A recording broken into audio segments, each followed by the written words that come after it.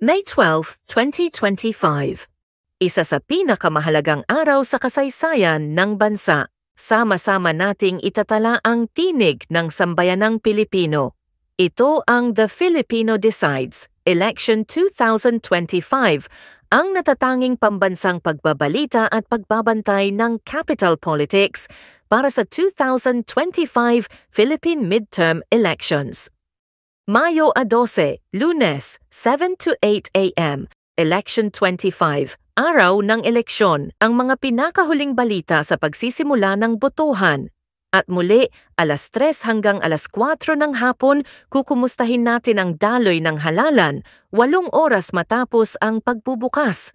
Tumutok naman simula alas 6:45 hanggang alas 7 ng gabi sa Capital News Digest. Sisilipin natin ang mahahalagang kaganapan sa araw ng eleksyon, 15 minutos bago magsara ang botohan.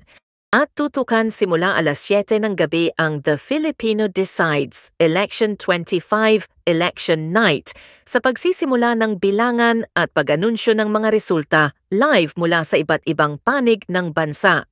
At simula Mayo 13 hanggang 17 tutukan ang Election 25, ang bilangan ng boto tuwing alas 3 hanggang alas 3:30 ng hapon. Ang lahat ng programa ay live-streamed sa Capital Politics YouTube channel. Abangan rin ang minuminutong balita sa araw ng eleksyon sa Capital Politics X at Threads accounts. Tandaan, sa balita, pagsaliksik at pagboto dapat truth lang. Ito ang The Filipino Decides, Election 2025. Ang special coverage ng Capital Politics, Mayo 12, Lunes. Dito sa Capital Politics,